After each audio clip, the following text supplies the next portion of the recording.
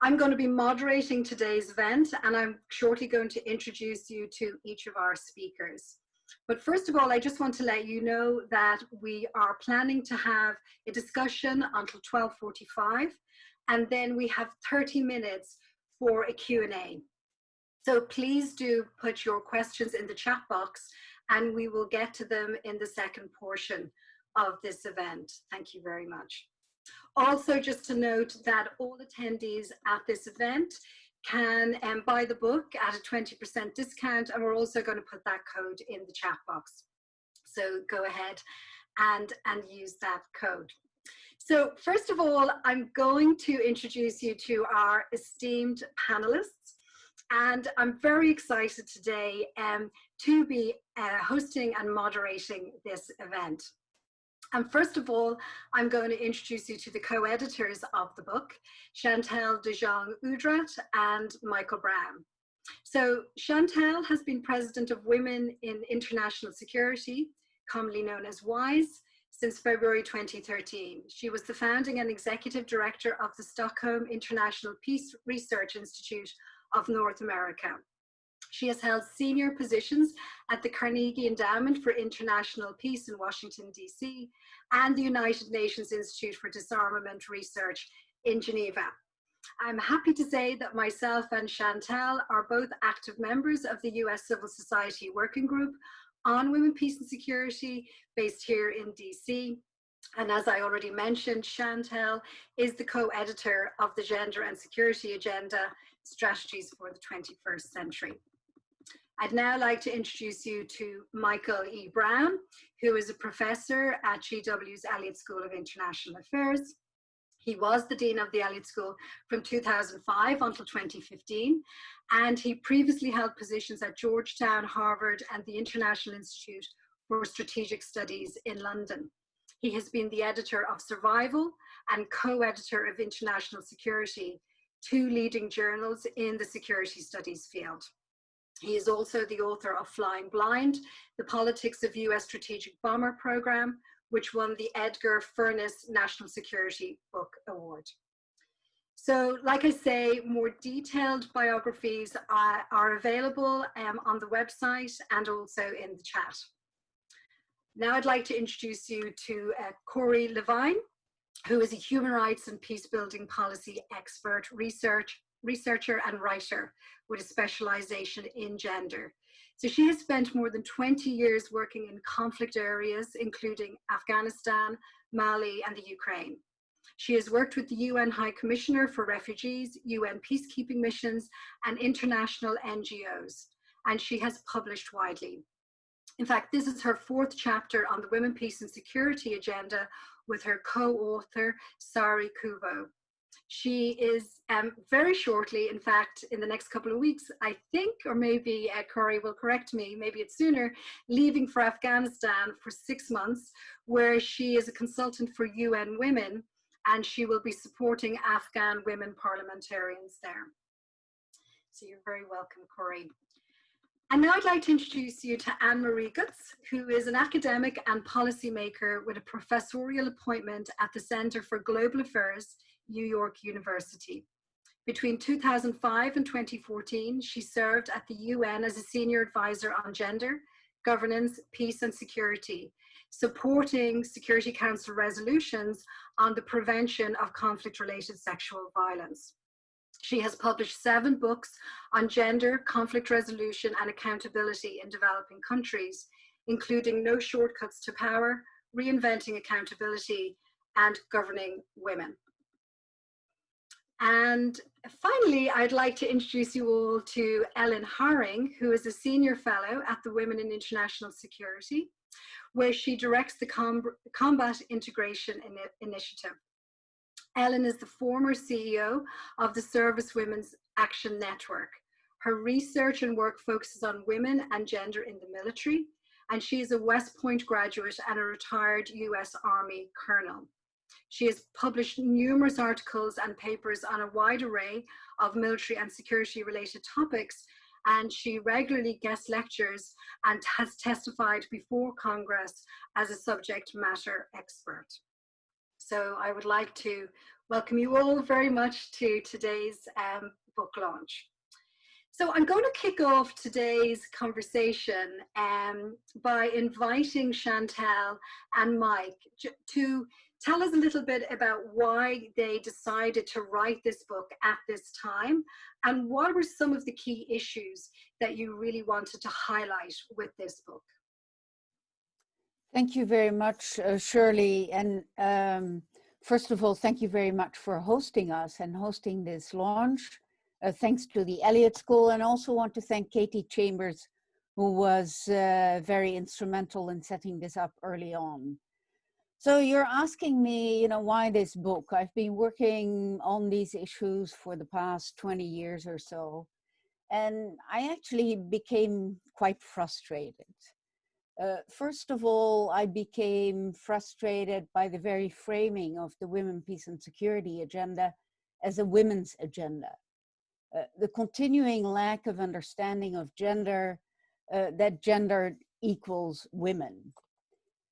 My second frustration was about the sort of narrow focus on conflict, instead of looking at the broader security issues, including human security issues, such as climate change, migration, etc. A third frustration was the lack of connection to the broader gender equality agenda, as defined, for instance, in the Beijing Platform of Action in 1995, as being discussed in the Commission of the Status on Women, within the context of the CEDAW Convention, the Convention on the Elimination of All Forms of Discrimination Against Women, or the SDGs, the Sustainable Development Goals, and maybe more recently even the Youth, Peace and Security Agenda.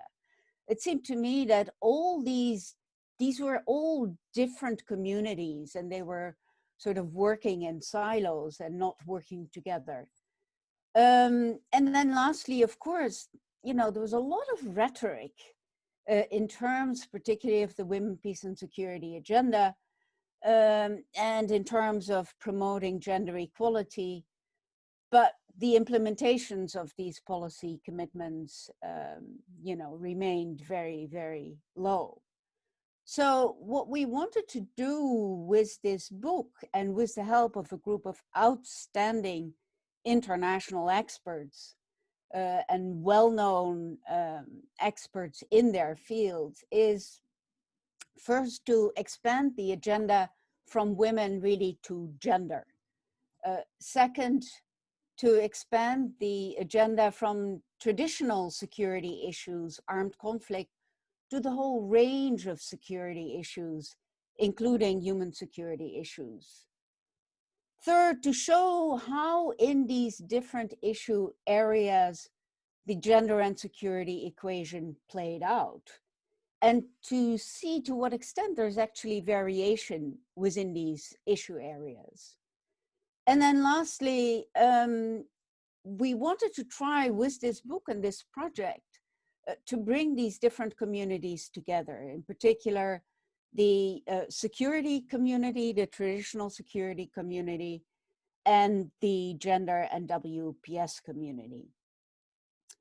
So we wanted to build on the existing literature in this field, and I think one of the major scholarly findings of the 21st century has really been that the treatment of women on the one hand and the peacefulness of a country on the other are strongly correlated. Or put differently, that there's a strong correlation between gender inequality on the one hand and the onset of violent conflict and instability on the other. And for me, this book is really about that insight, about the realization that gender enhances security and security enhances gender equality, and the recognition that the two goals, security on the one hand and gender equality on the other, are interconnected. And I would like to thank really our team of experts, the group of experts that engaged with us on this project and participated in our 2 workshops, which really made this book, I think, a coherent book with a common framework. So we have 3 of our authors here, but I'd also like to recognize Kathleen Keenest on armed conflict, Ed Carr on the environment, Tamara Nair on humanitarian emergencies, Jeanette Haney on terrorism, Jackie True and Sarah Davies on governance, Jenny Klugman on development, and Jane Friedman on migration issues. So let me turn it over to Michael. Okay, thanks very much.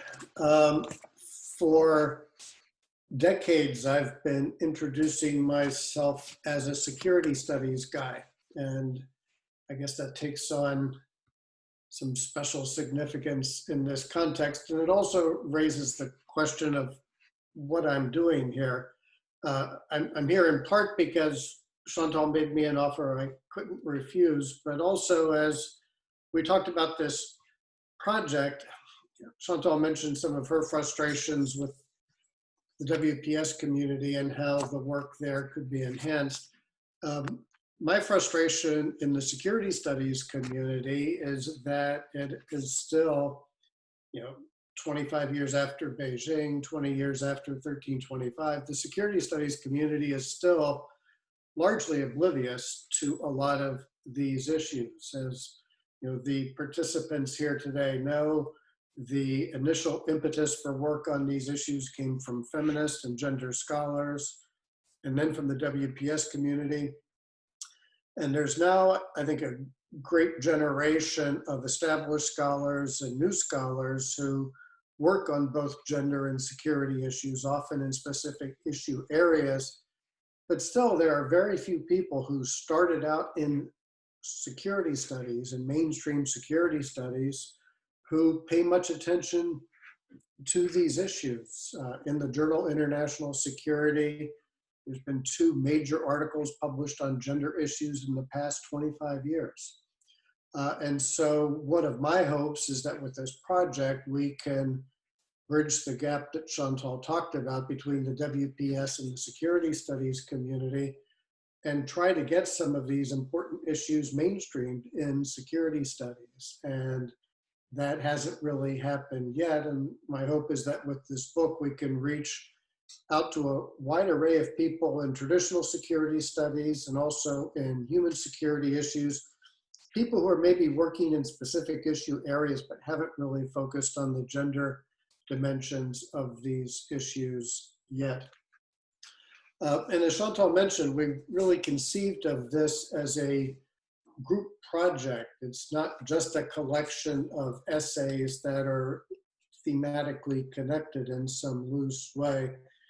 It was really conceived of as a group project because looking at these 10 different topics, you really needed in-depth expertise on these issues to analyze them the way they needed to be analyzed.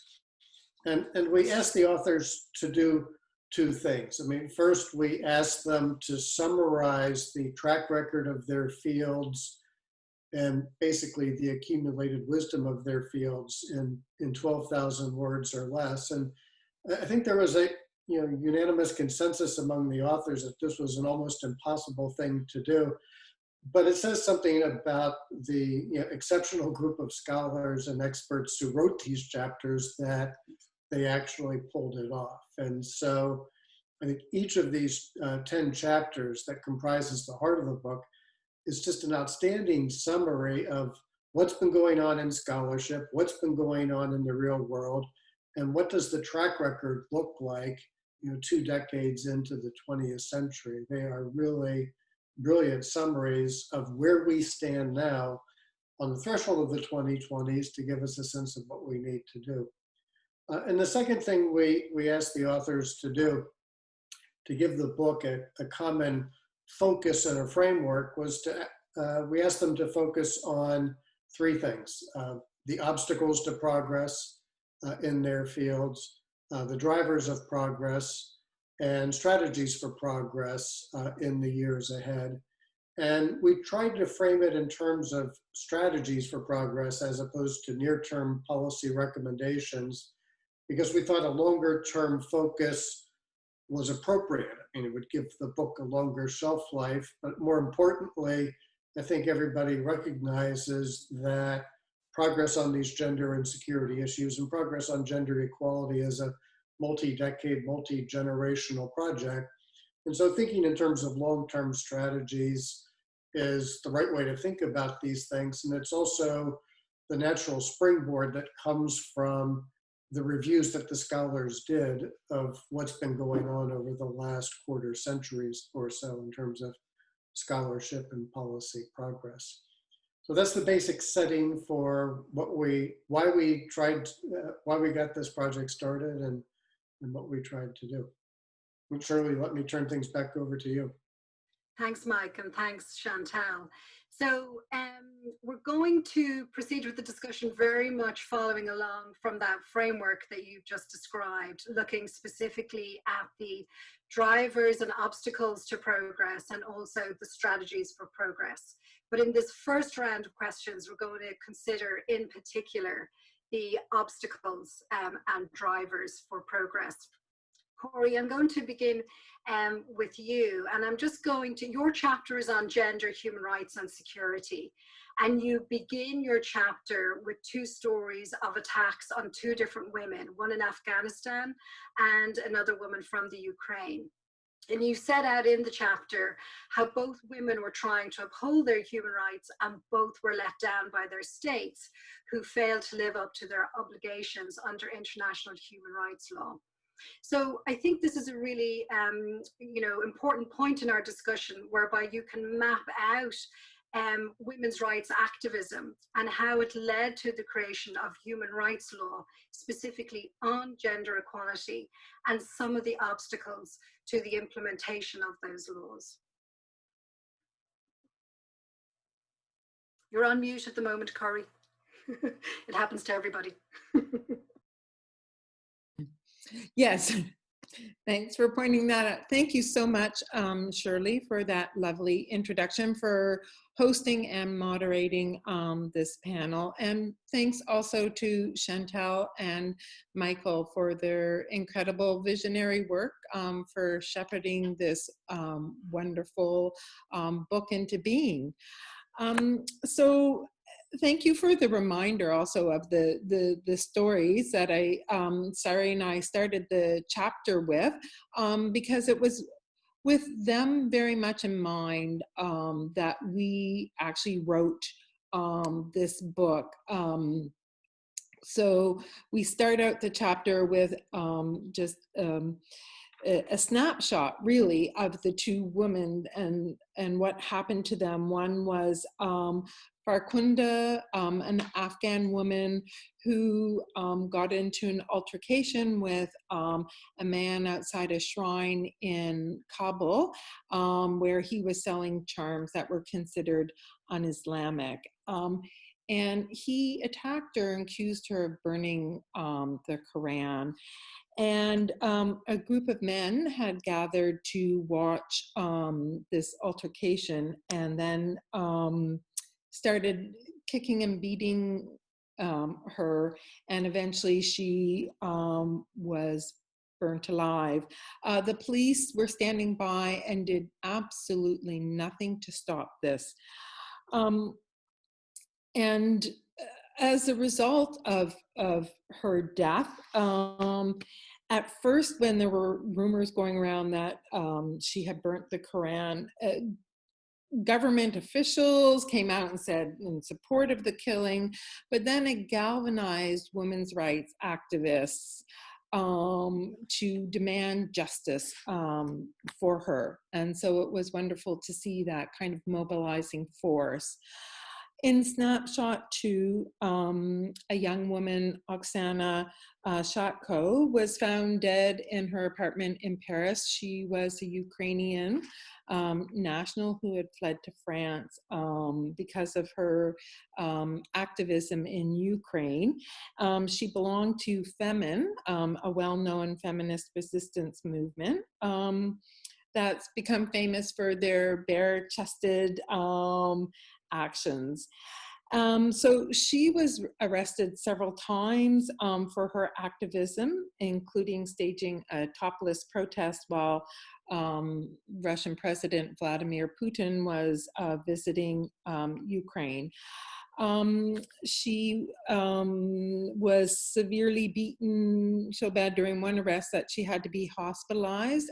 She was found dead in her apartment. It was ruled a suicide, but investigations have continued. We include these two stories as a testimony to the personal cost and the real dangers that women face in advocating for their rights. So I'd like to now go back to the meat of the book, I guess, and I'll talk for a few minutes about our findings. But I'd like to start by pointing out that one of the great ironies of the human rights system is that armed conflict has actually been one of its main drivers. And so whether this was the Declaration of the Rights of Man and the Citizen that came out of the French Revolution, or the entire UN system that has come into being because of the horrors of World War II, conflict has pushed forward the rights of people. So slaves have been freed, workers liberated from sweatshops, and refugees given safe haven, all thanks to human rights laws and policies. But what's also ironic about this is that women and girls have not fared that well under this system. And that's because until quite recently, human rights, both as a concept and as a series of laws, has used an equality model that focuses on the individual and has ignored the structural discrimination and disadvantages that are experienced by women and girls because of their gender. So most of the traditional mechanisms of human rights, such as the various UN conventions, ignore the impact that culture and tradition have on female oppression. The gender neutral language common to all of these treaties, such as equal opportunity for all, ignores the lived realities of women and girls the world over. Unsurprisingly, the Convention on the Elimination of Discrimination Against Women, or CEDAW, is the only human rights treaty that targets culture and tradition and demands special measures from the government in order to address gender inequities. And also, unsurprisingly, because of this, it remains the most contested convention with the highest number of objections placed on it.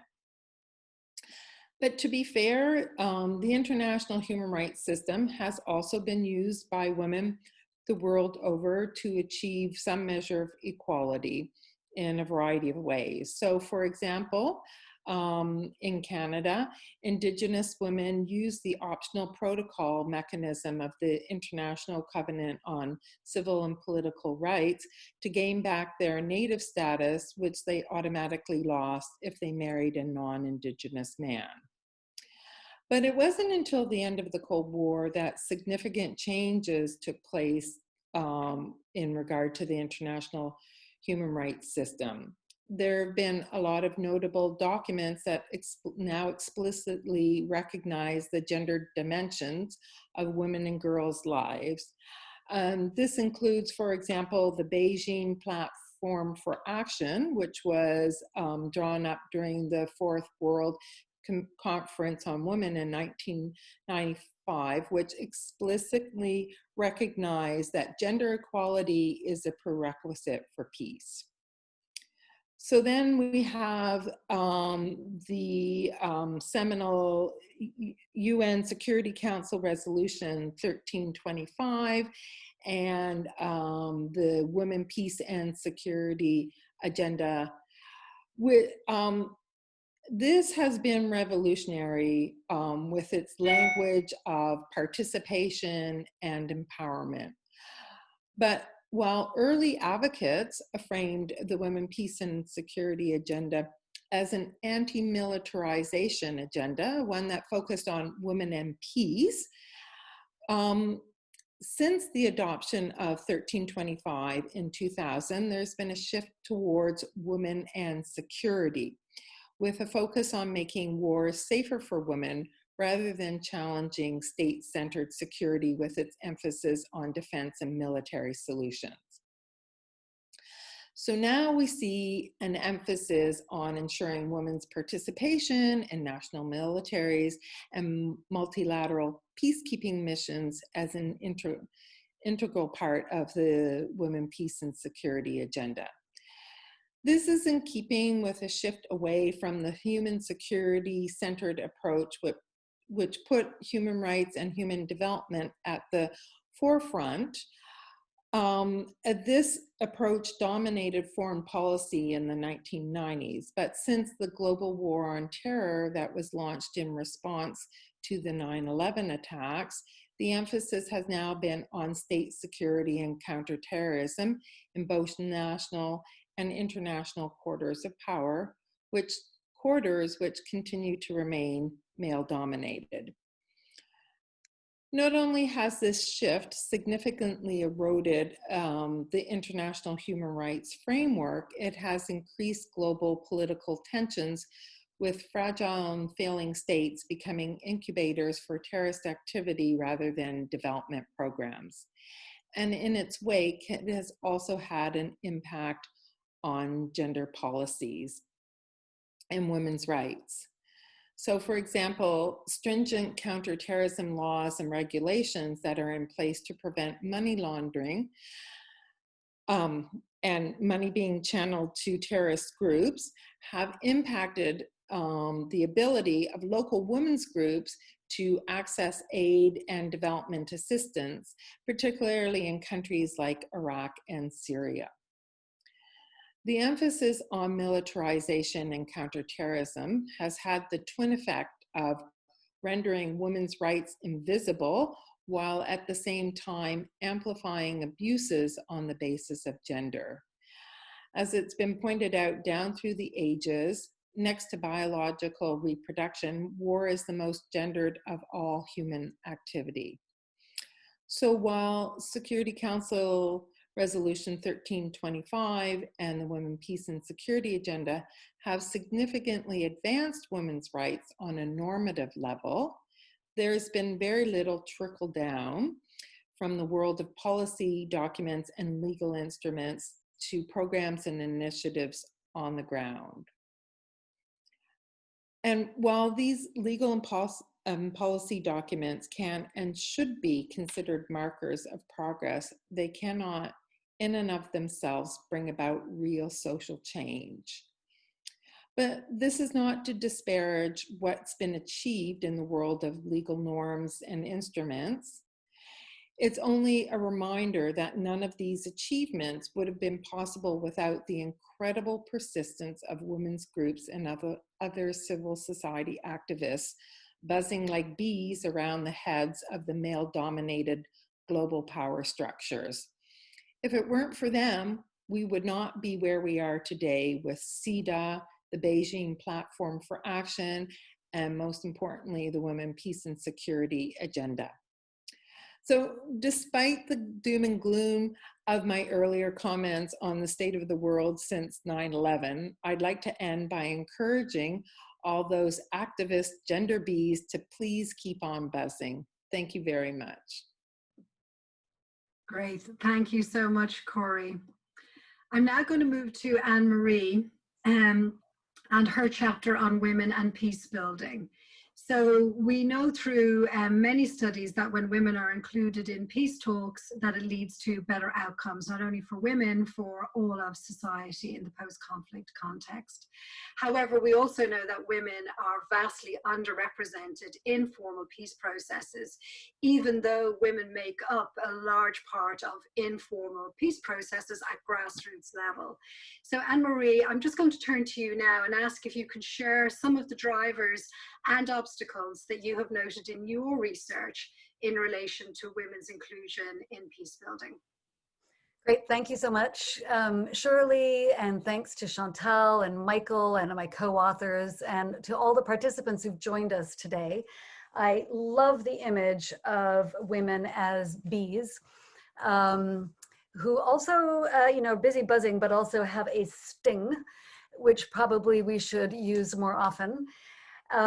Anyway, we wrote this is a chapter by myself and Professor Rob Jenkins from Hunter College, City University of New York, who's also my husband. So this is, Michael and Chantal aren't the only domestic partnership involved in this production.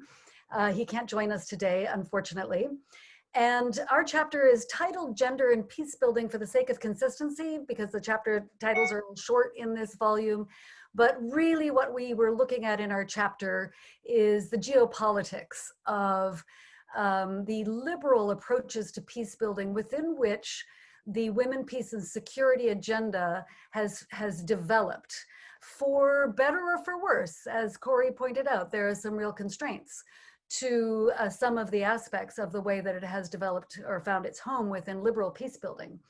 But not to knock liberal peacebuilding, because the post-Cold War consensus brought together a lot of the world, particularly via multilateral instruments and institutions like the UN, to develop a liberal model of peacebuilding, which actually has been an important driver of the women, peace, and security agenda. And that agenda, having found its home there, of course, has developed the space to branch out into gender, peace, and security, a broader interpretation of gender issues. Liberal peacebuilding is the approach to post-conflict recovery and the kind of permanent ending of conflict through a number of institutional changes, such as the promotion of democratic institutions, the promotion of public accountability, the notion of regular transfers of power, but also very crucially post-conflict, the notion of power sharing and counter-majoritarian measures.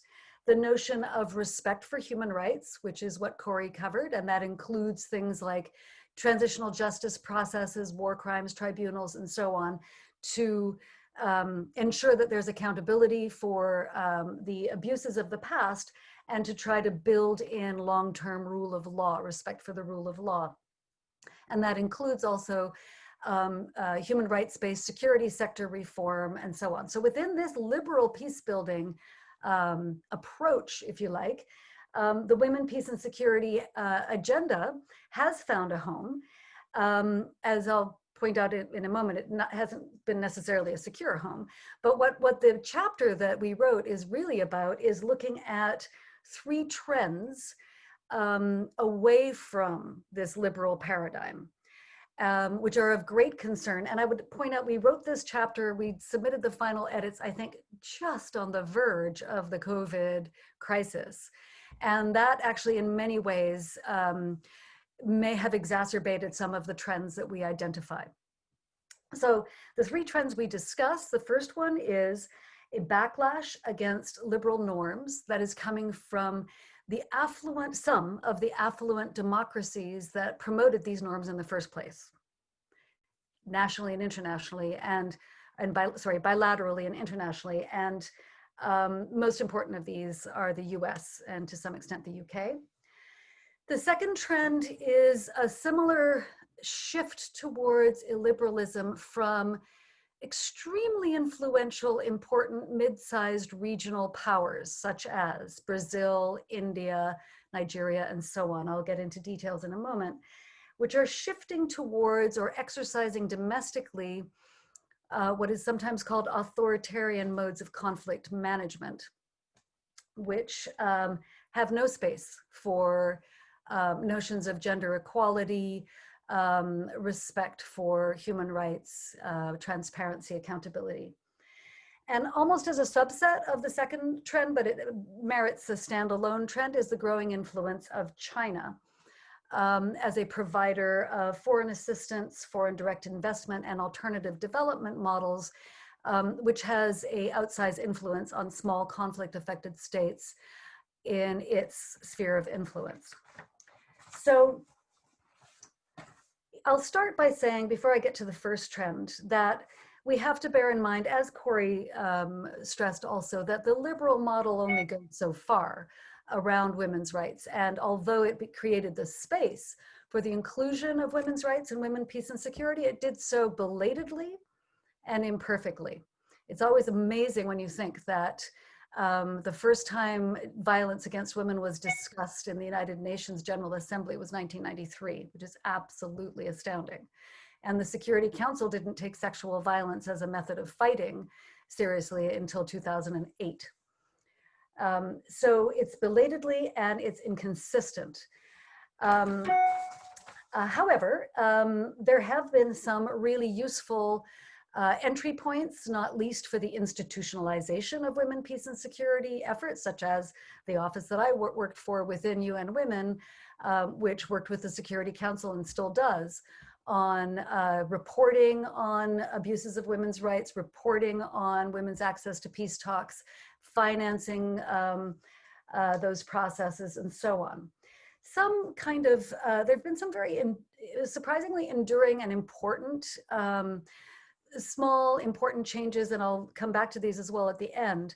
But for example, in 2010, the UN adopted a 7-point action plan on gender responsive peace building, which includes concrete measures that, you know, sometimes when the UN adopts really simple goals, they can stick to them. And one of them is trying to meet a 15% target of spending on gender equality in peace building contexts, which, you know, kind of sets up an internal competition. And now the UN Peacebuilding Fund, which admittedly isn't, you know, it's not in the billions, but it's a huge amount of money. It's I think it's up to 750 million. I'm actually not sure what the amount is now. It's quite a lot.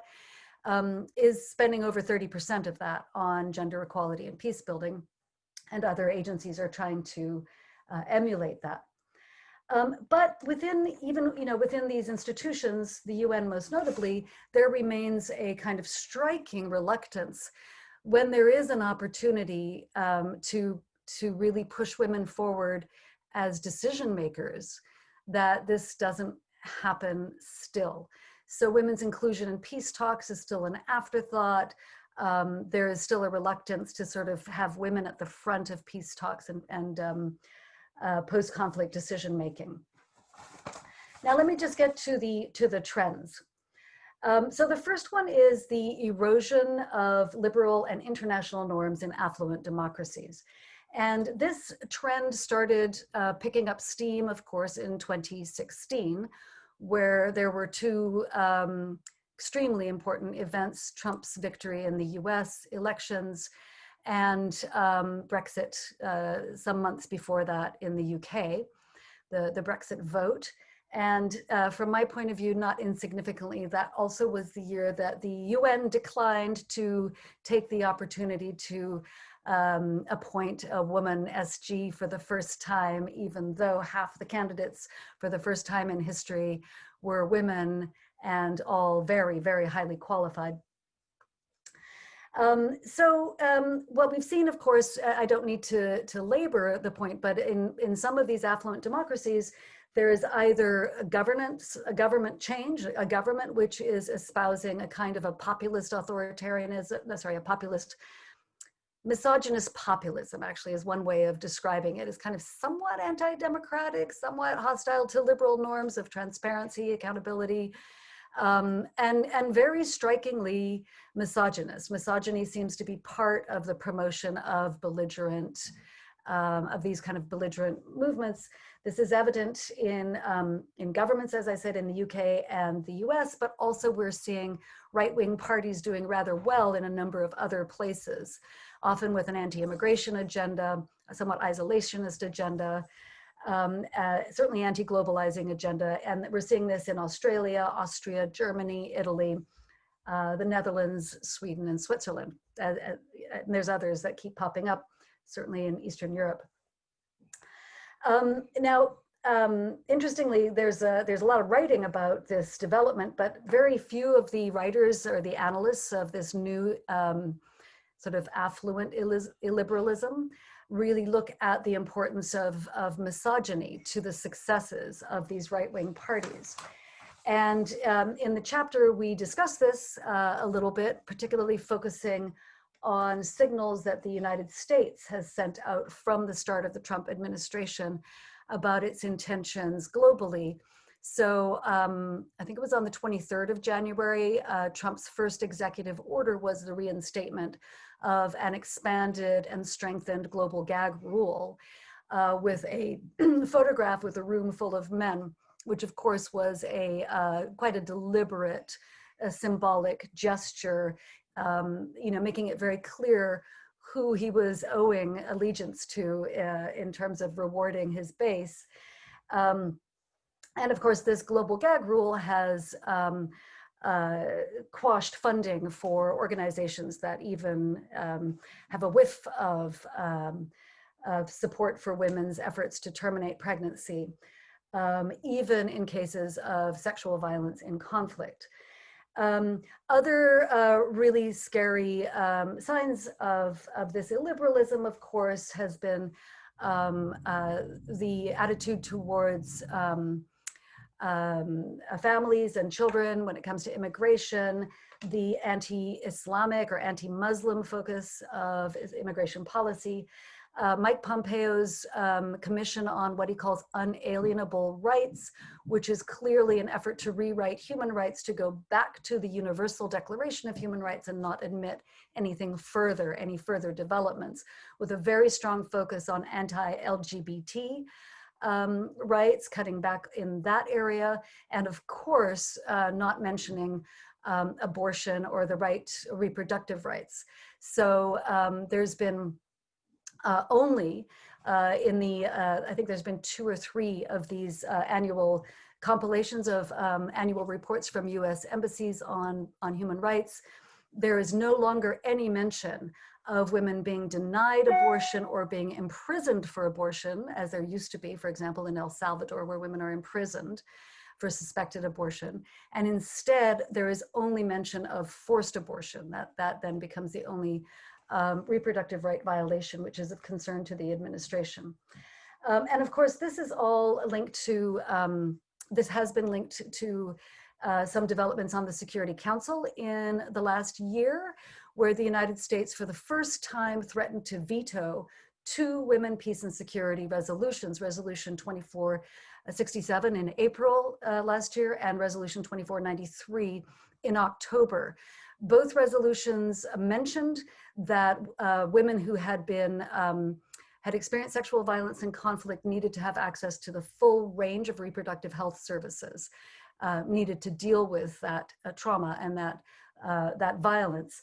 And the United States insisted that reference to reproductive health services be deleted, which is just astonishing when you think of what that actually means for women who've been, and girls who have been made pregnant from rape. Now, this phenomenon of, I think I'm already out of time, aren't I? And I'm barely, okay. So there are some countervailing trends with relation to affluent democracies, such as feminist foreign policy, but I have no time to talk about it. Next trend is illiberal peace-building patterns amongst influential regional powers: Brazil, India, Nigeria, Pakistan, the Philippines, and Turkey. Now, these are important countries because they're regionally influential, and of course, a lot of them are very active, intervening in certain conflict situations. Think about Turkey and Syria, for example, and its relationship with Azerbaijan at this moment, and the Nagorno-Karabakh conflict. These countries are following in this pattern of illiberal peace building. They themselves have been developing patterns of repressing human rights, attacks on human rights defenders. And in the chapter, we do talk about evidence of some kind of, there's signs of global coordination in the language that we're seeing coming out of these countries on an anti-gender agenda, finding the notion of gender itself very threatening. So these countries are permitting or enabling authoritarian modes of conflict management, both domestically and within their spheres of influence. Because I'm out of time, I'm jumping now to China. And of course, China, we might want to rewrite this or think about it differently in the context of COVID. But it seems that China is emerging quite strongly from COVID economically, and remains, of course, the world's great creditor. And that role may actually strengthen now as other countries are overstretched with their stimulus packages domestically. So China has been focusing very hard on several aspects of its engagement internationally. One is, of course, it has a development bank. It's been focusing on supporting fragile states in their development, and its development model has three core principles. The first one is a focus on investing in productive economic infrastructure, so construction of roads and bridges and ports and airports. The second is focus on loans rather than grants, so building indebtedness. And the third is a focus on direct planned investment by Chinese state-owned or other companies. So we can see a strong Chinese influence on countries such as Sri Lanka, Nepal, Myanmar, Philippines. And for these countries, China's presence, of course, through also the promotion of One Belt, One Road initiative, provides an alternative to the liberal peace-building model that comes with Western aid and Western support.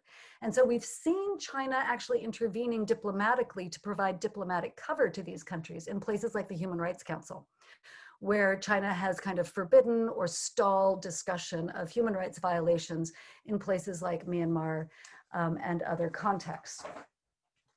Okay, I'm way out of time, right, Shirley? So yes, and if we could perhaps I could invite participants to ask you further questions, Anne-Marie, because we're going to be moving into the Q&A portion in a moment, and I want to make sure that everybody has an opportunity to ask each of you questions about your chapters. So thank you so much for that, and sorry to rush you at all. I'm going to turn to Ellen now.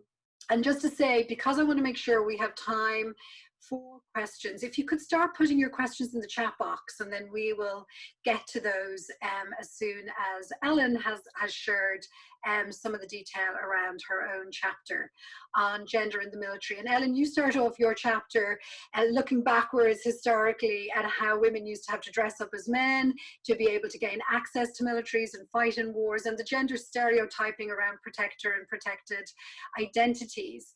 You then obviously explore and unpack in more detail the drivers to creating openings for women into military organizations, but also the ongoing obstacles and barriers to women progressing within those organizations and for joining in larger numbers. Can you please share some of your research with us? Thank you. Sure, thank you, Shirley. I'm just going to quickly note that one of the 4 pillars of UN Security Council Resolution 1325 is the greater inclusion of women in the security structures. So we looked at the military and what is it about the military that is continuing to keep women out, and what is allowing the greater inclusion. One of the key findings is that military organizations are quintessentially masculine constructs that are built on very traditional and highly dichotomous notions of masculine and feminine gender norms. And specifically the notion of men as protectors and women as the protected, and of physical strength as essential to success on the battlefield. And this remains true today, despite the current operating environment where modern weapons make men's physical strength advantage somewhat irrelevant. In this construct, there is no room for women except as caregivers, traditionally as nurses, and more recently working in administrative and support roles. Men who run the military tend to buy into these norms and rigidly adhere to traditional masculine identities. Furthermore, the organizations themselves are cloaked in masculine symbols and ideology. Individual and institutional identity is threatened by women's inclusion in any areas outside of caregiving and support roles. Women's participation in enforcement or combat roles deeply threatens individual identity and culture and organizational cultures. The result is that resistance to women's inclusion exists at many levels in the military. So what have been the drivers of progress? When change has occurred, it has been driven by necessity and not necessarily by changing liberal social norms that certainly, and certainly not by progressive views inside the military themselves. Manpower needs is one reason for women's increased inclusion. We saw this during World War I and World War II simply there weren't enough men to meet the demand in those vast global conflicts. Operational needs on the modern battlefield, in the modern battlefield context, have also driven change. Women's increased access to education and training have made them valuable military resources. As early as World War II, civilian women pilots provided invaluable logistics support, and their efforts eventually led to women's inclusion in the Air Force, where in the US, women now comprise 22% of all US Air Force personnel. Another key driver of change has been women themselves who have challenged their exclusion. Women have lobbied legislatures to change laws and have leveraged legal resources to create openings. Many obstacles remain to women's inclusion. Laws in many countries continue to restrict women's access to military jobs. In the absence of laws that restrict access, organizations impose policies that overtly and covertly restrict or impede women's access to the military. Organizational norms and masculine traditions prevail. Women continue to be expected to raise children and provide unpaid labor to the organization in the form of family support and care groups. Military organizations maintain a structure that makes having a family difficult or impossible for women. Paid maternity and family leave programs are limited, causing women to leave at high rates. Affordable and accessible childcare also restricts women's choices. Organizational cultures continue to drive women out at high rates. Persistent sexual harassment, sexual assault, and abuse disproportionately impacts women, and efforts to tackle these problems have been half-hearted or non-existent in many militaries around the world. Indeed, we at WIIS have heard claims from military leaders in some countries that they simply don't have a problem with harassment or abuse in their military organizations, which we know to be untrue.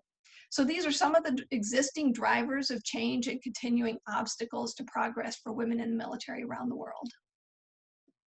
Ellen, thank you so much, and thank you for getting through so much so rapidly as well. So we're now going to open to Q&A. We were going to have a second round around drivers of progress, and I will invite each of our panelists to bring those drivers of progress into their responses to your questions. So please do go ahead and post your questions. I see I have a couple here. So I'm just going to read out the first question. This book makes clear the fact that gender mainstreaming is critical to a comprehensive security sector, but it seems that one of the inhibitors to gender mainstreaming is the siloing of gender issues and gender studies as its own little world. While it is, of course, important to have gender experts, what are your hopes or suggestions for gender mainstreaming across the security policy world? How can the way we teach international affairs and security help the cause? And that is a question from Maeve Murphy. Thanks for that question, Maeve. And then Laurie Gronich also asks a gentle reminder if we could just expand on your insights about strategies for moving forward. So if anybody would like to answer that first question, and then perhaps we could just do a very quick round, 60 seconds, 2 minutes each in terms of strategies for moving forward. We are planning to finish at 1:15. So just to let any of the participants know, if they want to ask questions, we do still have time for those. So please do go ahead and put them in the chat box. So the issue of gender mainstreaming, who would like to respond to that question? Michael. Well, I'll just say a couple of words on the academic front in terms of teaching. I think one key step is to have courses that cover a wide range of issues, surely as you have in your program at GW and as we see at other universities. But I think the other part of it is to mainstream gender in our introductory and survey courses as well, which I've been trying to do when I teach these courses. And I think we have to be careful not to just have an hour or a week on gender and to check off the box and say, well, we did that. But actually to integrate it into the course as a whole. And I try to make sure that at least half of my class meetings have a gender component to them. And I think that's how you have to mainstream gender academically. And so I think from university to university, college to college, and international affairs programs in particular, we have to mainstream it in our intro courses. Thank you, Mike. Anybody want to add anything else to that? Okay, in that case, what I'm going to suggest is that we do move to discussing the drivers of progress. And Chantal, I'm going to start with you. If we could move on to that aspect of the book, and in particular, the 5 principles that you highlight in the concluding chapter of the book that are necessary for progress on gender equality in the security sector. Yeah, thank you, Shirley. And this is actually, I think, also in response to the question by Laurie Gronich. In the last chapter of the book, we're trying to bring everything together. And in that chapter, we are defining or trying to define strategic principles that should guide any action towards and any policy towards gender equality. And of course, these strategic principles are closely linked to the obstacles we identified. I think one of the most important findings we in this book or from our collective research is really that it is true that the obstacles vary from issue area to issue area. They may be more formidable in some countries than in others. The specifics may vary from issue area and over time. But what is really striking is that there are really powerful patterns that are common across issue areas and across time. So that led us to then be able to define a number of strategic principles. The first is it has to be about people, and that is of course related to the obstacle that there's still a lot of misconceptions about what gender is. For many people, gender still equals women, but it has to be about people, women, men, transgenders, all genders. So that's a first strategic principle. The second is that, related to the obstacle, there's still a lot of active resistance. And Anne-Marie talked about that. It expresses itself in terms of tokenism, restrictive pipelines, etc. And so the second strategic principle is that it has to be about parity. Not just 30%, but 50%, and at all levels, including in the policymaking and leadership positions. A third obstacle that we identified is sort of the lack of expertise in terms of gender and the lack of data. And that led us to defining a third strategic principle, and that is it has to be about perspectives.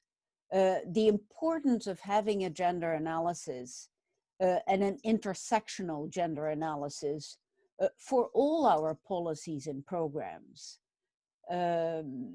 Maybe, Michael, you want to talk about our fourth and fifth principle? Sure, I'll jump in here. And the fourth strategic focus is policy, which is obvious enough. But there's several components to this that are especially important. I mean, we all know that agenda setting is important. But I think especially at this juncture, agenda sustaining is going to be key. And, as a couple of our colleagues have pointed out, we're at a juncture where there's just tremendous pressure on the gender insecurity and gender equality agendas. As Corey pointed out, ever since September 2001, many countries in the West have been focused on counterterrorism and state security. And as Anne-Marie and Rob point out in their chapter, the rise of neo-patriarchs in key countries, and in some mid-sized countries, the rise of right-wing parties in government. And I would add to that, if you look at the ideological agendas of the extreme right, the far right, it is just horrifying. And it is something that is pushing the entire discussion in a very dangerous and horrifying direction. So I think keeping these issues on the agenda will be key. Also, in terms of policy, we all know that policy implementation is key. And one of the themes that came out in the book across almost all of the chapters is that there's an enormous gap between rhetorical commitments to progress and the reality of what actually happens in policy. Political leaders are great at talking the talk, but they're not so good at walking the walk. So focusing on policy implementation, seems mundane, but it's tremendously important, and that's where money comes into play. And so for analysts, my advice would be follow the money, and for activists, you have to say, show me the money. And of course, that's something that can be quantified. And we also have to continue to develop the data. And that's something that is somewhat controversial, but not as controversial as other things. And continuing to emphasize data development, gender disaggregated data is going to be absolutely key, and that's a priority. And our fifth and final strategic principle is to continue to focus on power. And I think feminists and gender scholars get this, but it still bears repeating that this is all about power. And we refer to this as the ultimate balance of power. We're talking about changing the most deeply entrenched, institutionalized, pervasive, and powerful structures in human affairs, patriarchies, across all these issue areas and all the countries and regions that we have looked at. And one of the things I know from my study of great power politics is that established hegemons do not give up power voluntarily or easily. And we see this at the national level. Authoritarian leaders do not give up power voluntarily or easily. This is a struggle for the balance of power. And how do you change the balance of power over time? You have to build up capacities in terms of intellectual capacities, demographic capacities, institutional capacities over time. We have to think about shaping ideological narratives and ideational narratives, especially in an era of neo-patriarchs and right-wing narratives that are being promulgated on social media. We have to enhance gender perspectives in policy settings and change demographic balances in policy settings, as Chantal pointed out. And this brings us to some basic things about education of girls and advanced education and leadership training for women, reaching out to men and boys, and continuing to strengthen alliances so that over time, the balance of power in policy settings gradually starts to tip away from established patriarchies. But if this was going to happen on its own, it would have happened already. And very rarely do you see established powers gracefully pass from the scene. And that's not likely to happen in this case. And I really like Corey's observation about bees and stingers, as Anne-Marie pointed out, because a fifth component of this is going on the offense. You have to play defense and offense at the same time. And I think in 2020, 2021 in particular, we have to be mindful about defense, consolidating the gains that have been made, keeping these issues on the agenda at a time when, with the pandemic and the recession, resources are going to be diverted to other priorities. And so there's a time for defense, but you also have to play offense, and that means attacking your adversaries. And I think in particular, attacking the ideational narratives of the far right, right-wing parties and the neo-patriarchs. Don't let up on these guys. And that's a fight that does not require huge amounts of resources, but does require great determination and energy, especially on social media. I'll stop there. Thanks, Mike. And we now have quite a few questions have come into the chat box, and I'm going to do my best to get to as many of them as we can in the time we have available. So I think, Ellen, I'm going to pose this question to you, and then I will pose a couple of other questions, and whoever wants to answer them, please jump in. So we have a question from Jithu Elsa, who asks, what could be the steps forward to see a greater link between increased gender diversity in the security forces to a country's strategy in rehabilitation and social reintegration of returning women foreign fighters, such as those who joined ISIS? I'm just going to leave that with you for a second, Ellen, and I'm going to read out a couple of other questions. Let me see. So another question here, there's a follow-up question on gender mainstreaming and the fact that it might be just too broad a brush for countries like Yemen and Sudan, and do we need to bring in different approaches, presumably more intersectionality within those approaches, but again, I'll just leave that for our panelists to consider, and that's from Chandra Hugh. Etienne has a question. Etienne Lamba asks, she says, thank you for the presentations, and that she is currently working on a systematic review on women as agents of change and peace building processes. And something that they are observing in some of the existing SR in the sector is the difficulty to measure the impact of programs supporting inclusivity in peace processes and run meta-analysis due to the heterogeneity of outcomes and indicators. What are your recommendations to the measuring of change in the gender and security agenda? And Marie, I don't know if that's a question you'd like to respond to, but certainly sharing that for consideration and responses in a moment. And one final question that I will share is, let me have a look. There's another question. There's quite a few about gender mainstreaming and its limitations.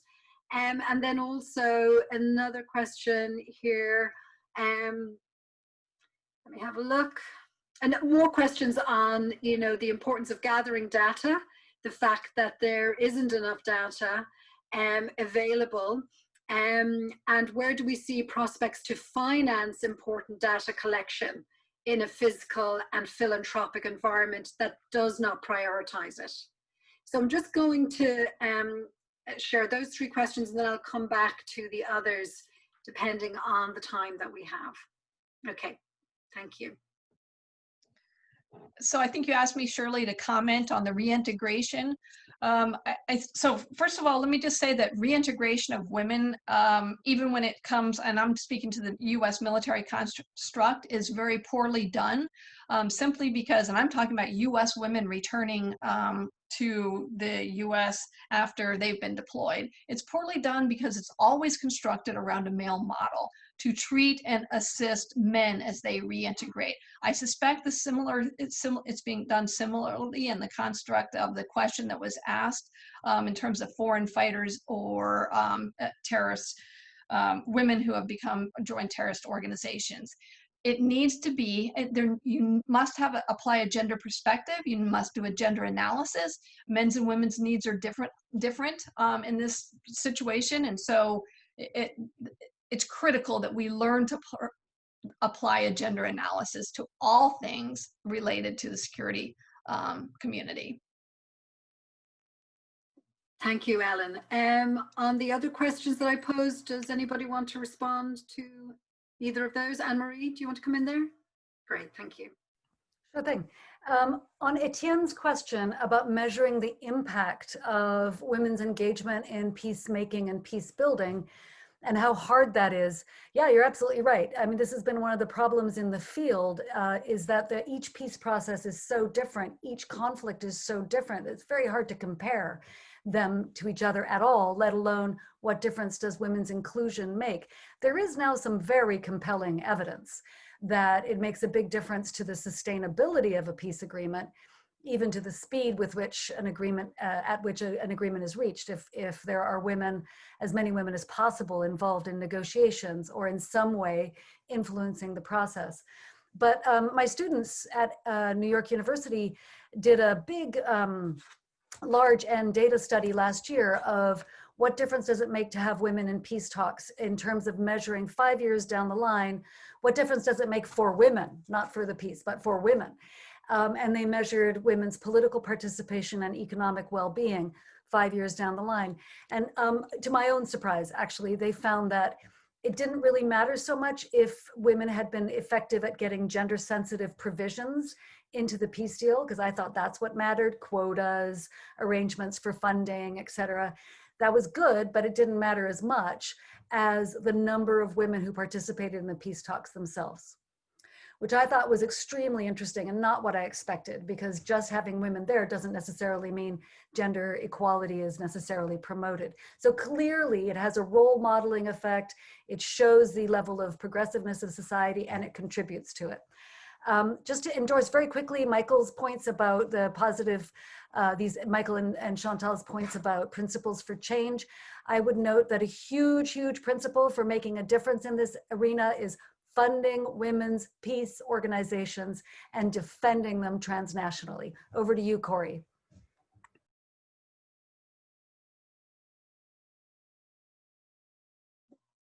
Corey, you're on mute.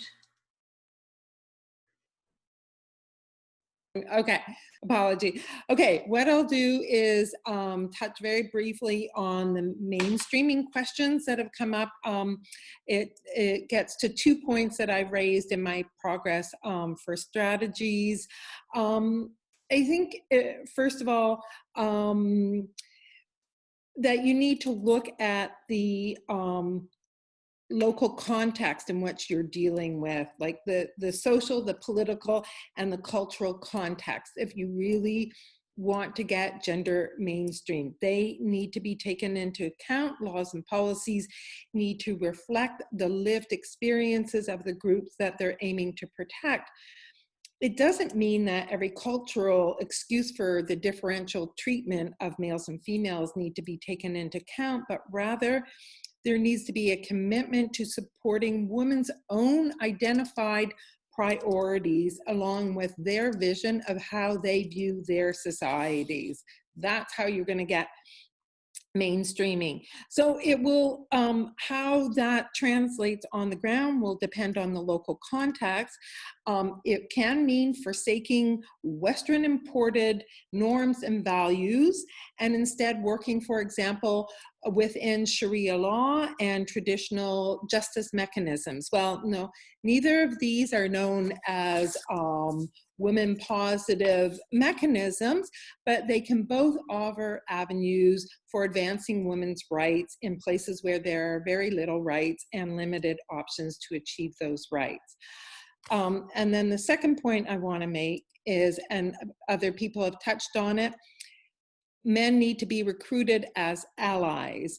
This is important because men living in the countries where the international community comes in en masse and then starts imposing their own ideas about what these countries should look like post-conflict, they see the idea of gender equality as a zero-sum game. They lose, women gain. And I just want to leave it with food for thought. A women's rights activist in Afghanistan told me years ago, and I think this sums it up. She said, we needed to engage men. Instead, we created women's rights as a monster for men. So I'll leave it there. Thank you. Thank you, Corey. We're actually out of time now. This is officially the moment at which we're due to complete our discussion. There are a few other questions, and so what I'm going to suggest is there is going to be a second book launch next week, and maybe Chantal can share some information about that, and perhaps you could join that conversation and further develop the questions that you have posed here. So Chantal, I'm going to hand over to you. Yeah, thank you very much, Shirley. There is indeed going to be a second panel discussion with 3 other authors, Ed Carr, Kathleen Keenest, and Jenny Klugman. And we look forward to welcoming you to that discussion and continuing the debate. But I do want to say just one thing about this issue of gender mainstreaming to broader brush. I think it is very important to emphasize that human rights and women's rights, they're universal. It's not, that you can pick and choose about human rights or women's rights. And gender mainstreaming, ultimately, it's all about applying a gender analysis. And that has to be done every time, all times, for whatever topic. So I would say, join us next Monday, same time, October 26th. I don't know, Michael, if you want to add a final word. Well, I just want to say thanks to Shirley for hosting, because this has been a terrific discussion, and we're delighted to be able to do this in conjunction with the Gender Equality Initiative in International Affairs at the Elliott School, which is a great program that Shirley has been leading. And for those of you who look at how this ought to be done, take a look at her program and the other events that GEIA is sponsoring, and the courses that they're offering. This is really a model of how things need to be done and how we can mainstream these issues across a lot of different issue areas and use the academy as a springboard for changing things in the policy world as well. And one of the things we see across the country is that, depending on the university, anywhere from 55 to 65% of our students are women. And obviously it's going to take time for that demographic tsunami to change things, but it's a demographic tsunami. And if you can integrate gender courses and gender perspectives into the mainstream of that education, that's how things are going to look very differently 10, 20 years in the future. Thank you for that very generous shout out, Mike, and for your concluding comments. And thank you everybody for participating in this book launch today. Like I say, it's very exciting. I have the book here, well thumbed. And so please, if you are interested in getting a copy, put in the discount code when you're buying the copy of this book. I'd like to thank Ellen and Marie, Corey, Chantal, Michael. I'd also like to thank Kayla, who was so instrumental in setting up today's online book launch, and for all of you for participating. It's been a really rich conversation, and as is very clear, we could go on for hours. So please do join the second book launch next week. This event is also being recorded, so we will be sharing it, and please feel free to forward it on to anybody and everybody who's interested in this topic. Thank you very much. Thank you, Shirley. Thank you. Bye-bye.